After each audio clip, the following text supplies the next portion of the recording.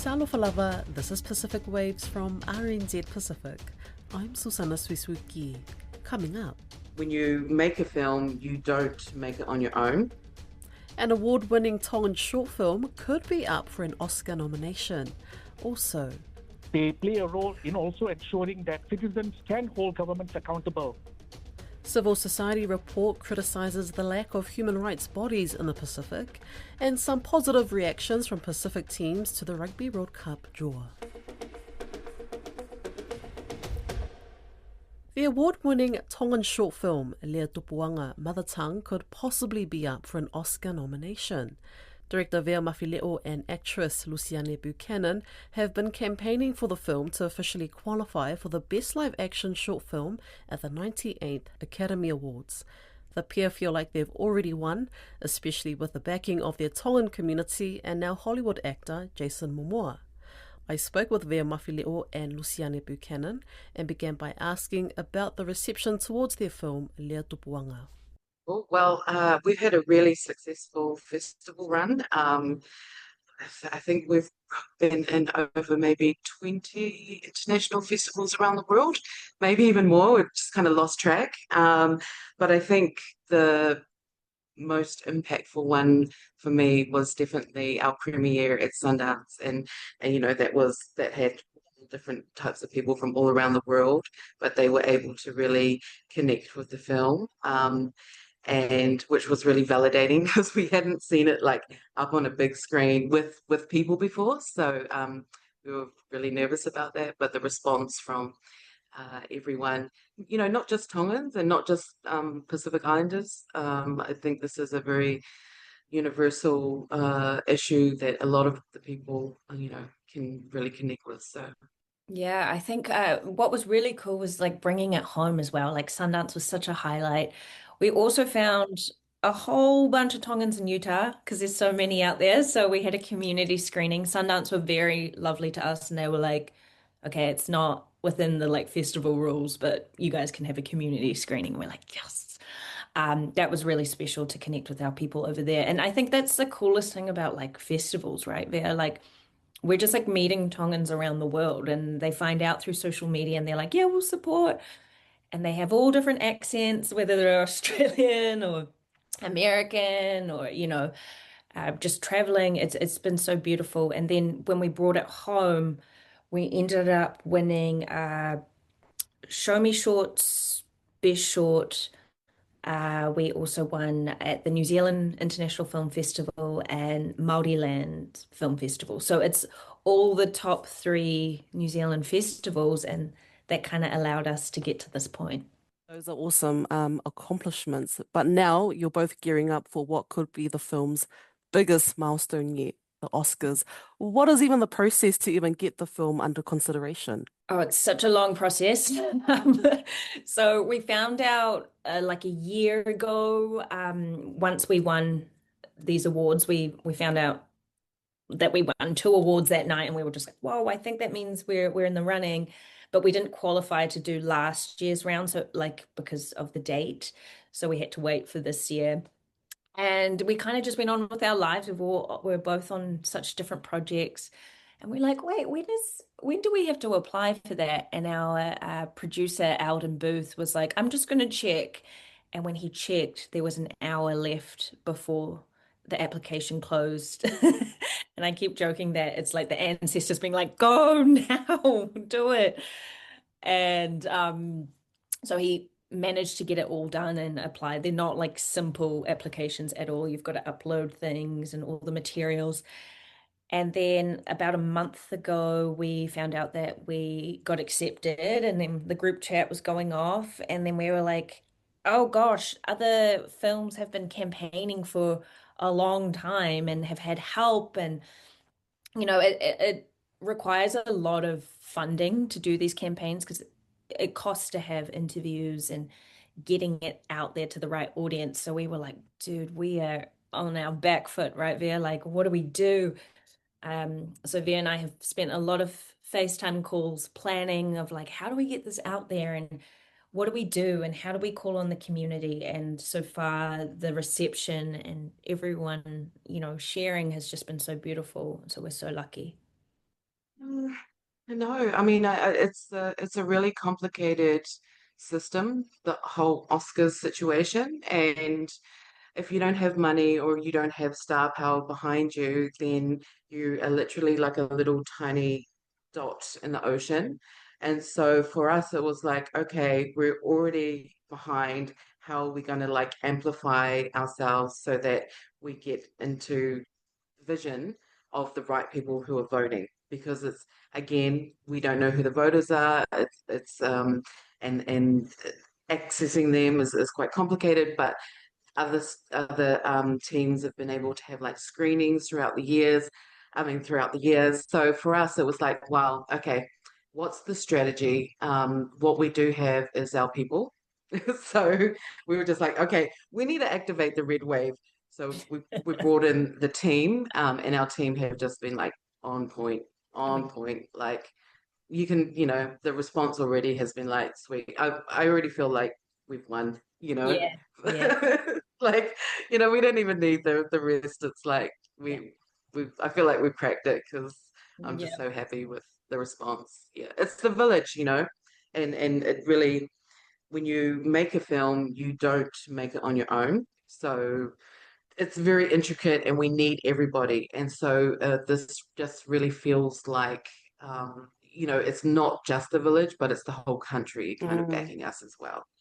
Yeah. Yeah, So you've I'm going got to the ring up whole the team tea later. gang behind you guys. Yeah, exactly. The best. It's the Yeah. best. What would it mean for you both if Lea Tupuanga was officially nominated at the Oscars?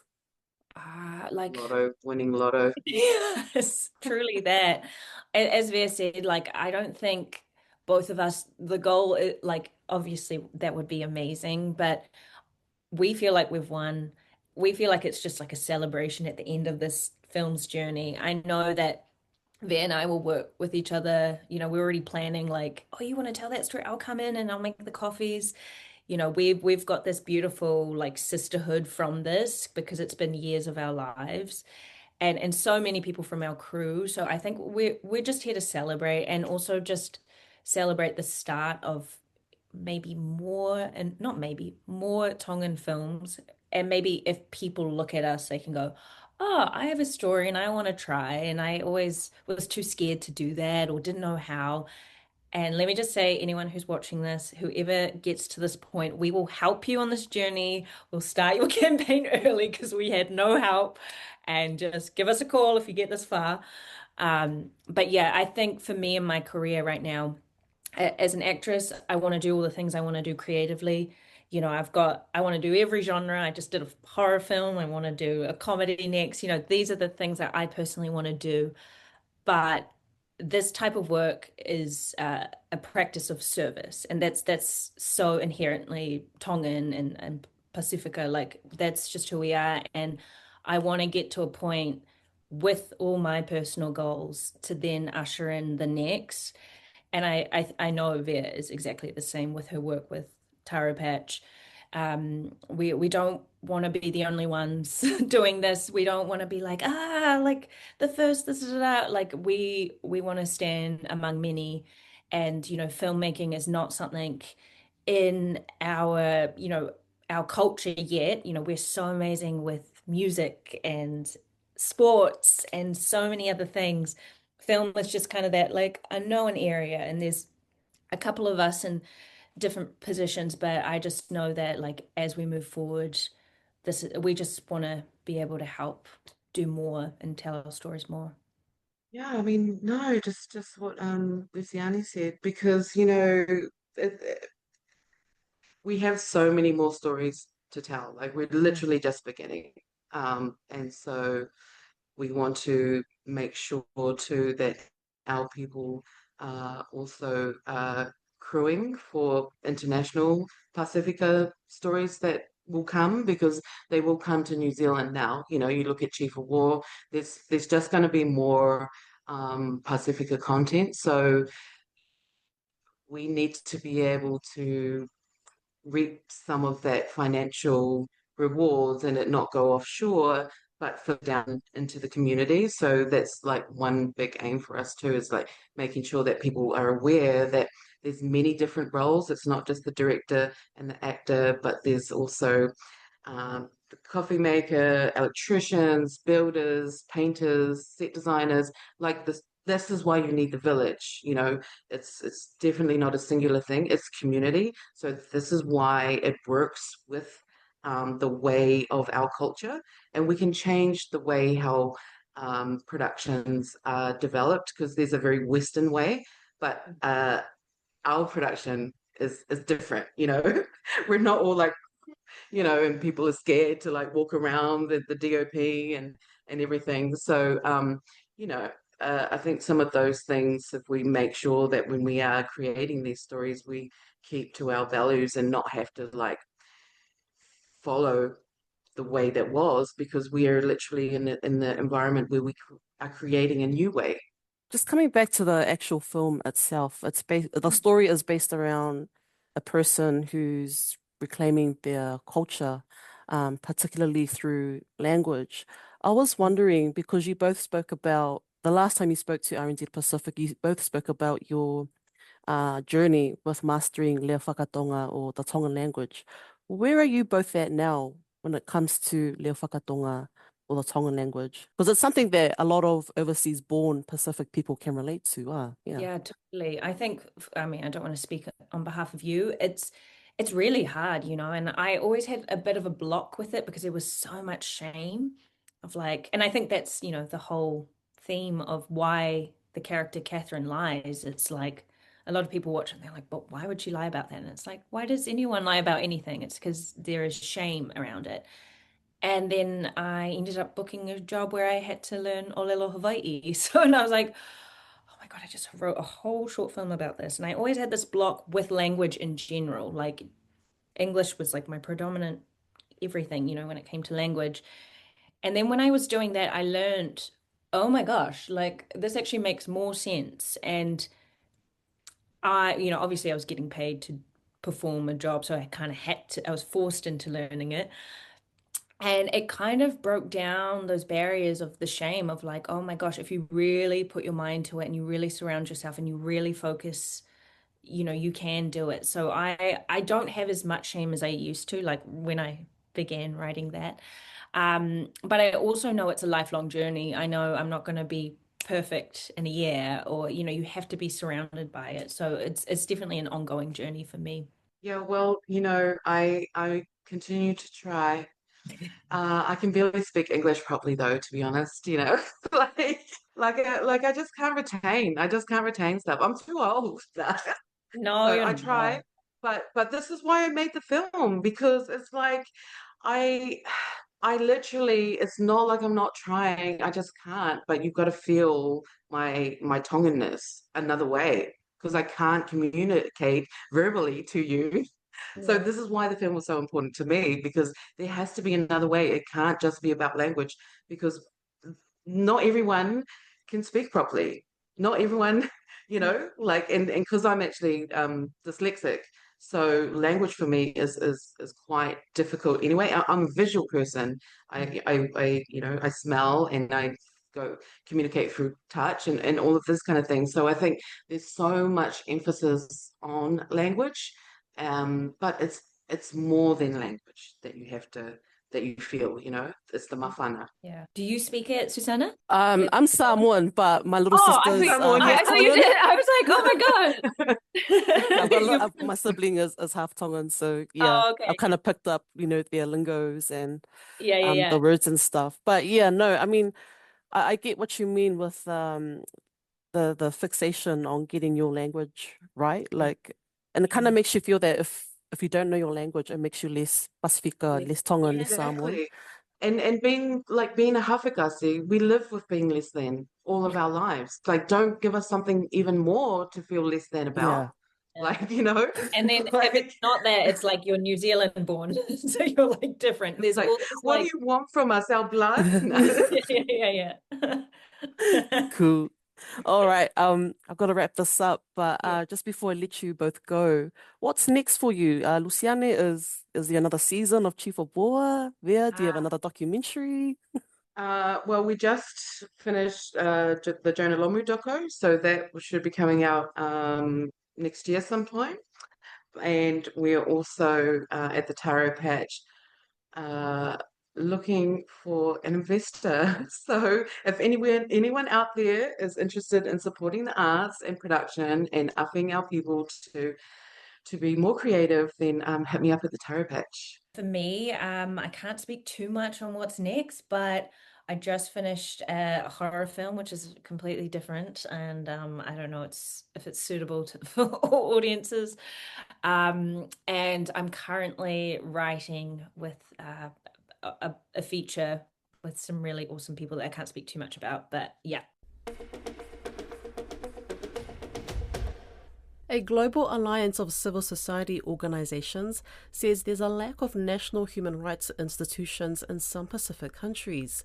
The Civicus released a report on civic freedoms across 8 Pacific countries.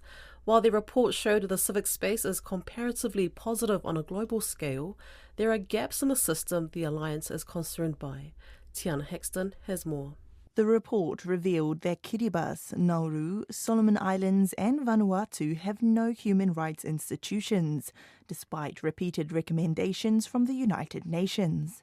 Asia-Pacific researcher Joseph Benedict says such civil organisations are very important to address any violations of human rights in the country. National human rights institutions are critical in the country. They help advise government around the laws and policies that they are putting together. They play a role in also ensuring that citizens can hold governments accountable when violations happen, and creates an avenue for citizens in order to file complaints, but also to monitor what's happening in the country. The Civicus is calling on these countries to establish national human rights institutions as soon as possible. Mr. Benedict says it is also concerning that Kiribati, Nauru, Solomon Islands and Tonga have not signed the International Covenant on Civil and Political Rights, or ICCPR. The report shows that while constitution protections do exist, without the treaty's framework, governments are not formally required to align their national laws with global human rights norms. He says this can create a dangerous environment where fundamental rights are not respected.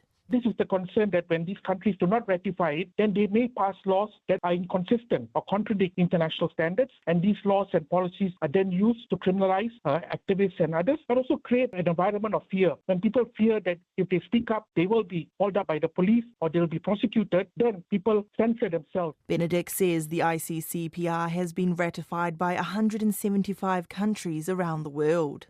Of the 8 countries analysed in the Civicus report, half have not signed the document. He says geopolitical influences can also affect civic freedoms in the region. The report pinpointed China as a threat to freedom of speech. Benedict says there have been a number of instances where journalists have been restricted from accessing press conferences when China visits Pacific countries. This is a real concern. China is a country where there's virtually no civic freedoms and many activists are in prison, and we're extremely concerned about that influence in the Pacific region. I think it's critical that democracies in the region, and particularly Australia and New Zealand, also ensure that they are speaking up on behalf of these rights and to push back on any forms of censorship or controls that China will bring. Alongside press freedom, the safety and well-being of media personnel is a concern of its own. Benedict says there have been reports from across the Pacific of press employees being attacked for their work. He says journalists should be able to do their jobs without being intimidated or attacked, and police need to take the matter seriously. Press freedom is a critical aspect of freedom of expression, and journalists are critical in this. They help ensure that citizens know the kind of laws and policies that are being passed in the country, understand the projects being established by government, and therefore they are often on the front line of intimidation attacks just because of the work that they are doing. The report concludes with recommendations for Pacific governments to strengthen protections of human rights.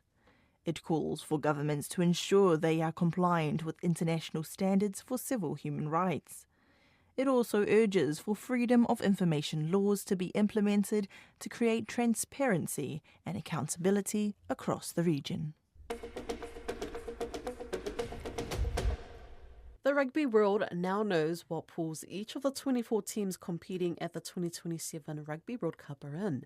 Following the official draw in Sydney on Wednesday night, The three Pacific teams now have a feel of who they will face, helping their plans on how they will need to prepare. And World Rugby is confident the event, featuring 24 teams for the first time with a new format, will be the most successful since the event started in New Zealand in 1987. Our senior sports journalist Eliesa Tora joins me to talk more about this.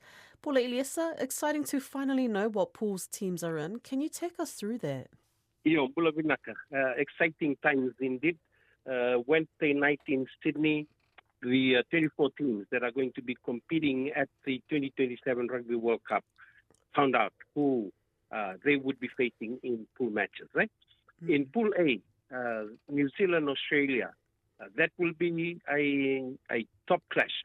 And some already predicting going to be the opening match of the 2027 Rugby World Cup on October 1st in Perth. When that comes around. That will be confirmed later on. But in that pool, New Zealand, Australia have Chile and Hong Kong, China.